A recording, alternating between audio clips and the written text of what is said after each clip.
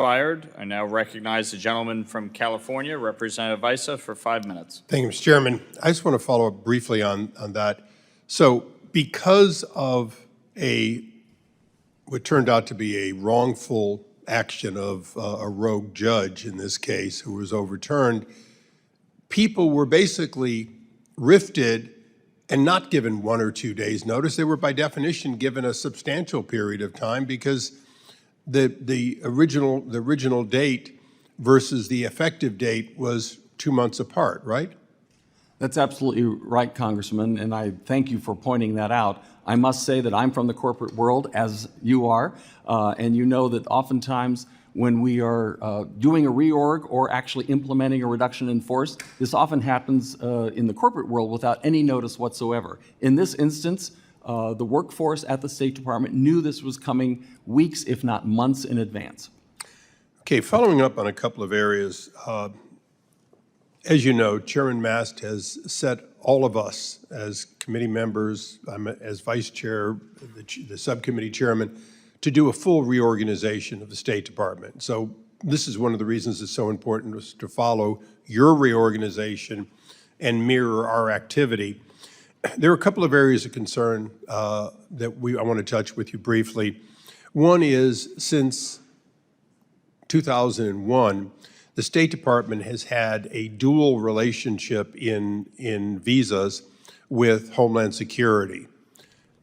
Just from the time you've been there, shouldn't this committee find a way to harmonize that so we not have a he says, she said, as we've had where your people look at somebody, but they can't say you're in. In fact, the visa will disappear into Homeland Security for an undetermined period of time and without the ability for State Department to answer when they're going to be cleared or not cleared. Is that correct?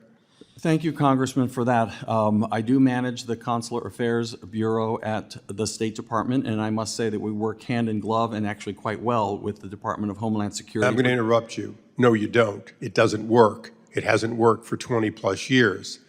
So I would ask you to please look into it with a different eye. Look into it as to the people who, quite frankly, may be coming back to the United States multiple times, may be coming back for school, having been in the U.S., and they cannot get a timely answer, and the authority does not lie with the State Department, but ultimately, that's the odd situation is we rely on you to do the interviews, and then it disappears into Homeland Security. I'm not bad-mouthing Homeland Security.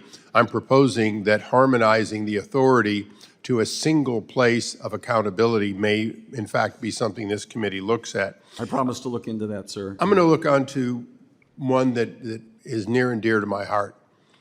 Ever since the tragedy at Benghazi, we've recognized that after the departure of George W. Bush's administration, the State Department went back to its old standard at OBO of simply wanting to do one-of-a-kinds, beautiful palaces like the one in London, I call it the Crystal Palace, with huge cost overruns and time delays.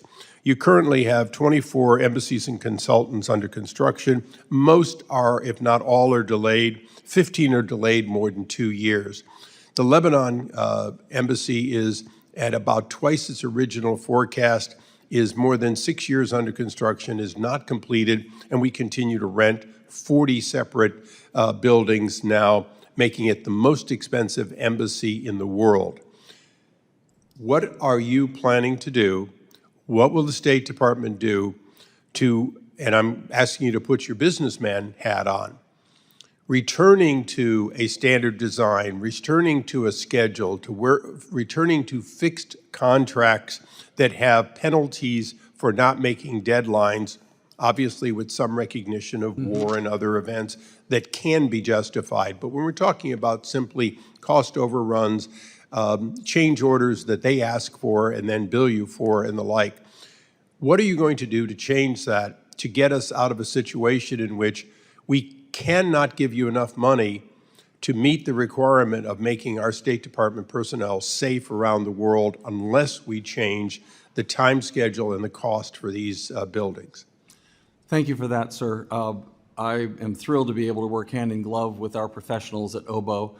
They do an incredible job on a global basis. I must say that... Pardon me, I'm just going to interrupt briefly. They are the source of that overrun, the source of those decisions to make one of buildings. So I appreciate what you're saying, but what can we do to change us? Under General Williams, we had a program that was working. It was reversed when President Obama came in, and it's never been sent back to a process that would give us timely delivery.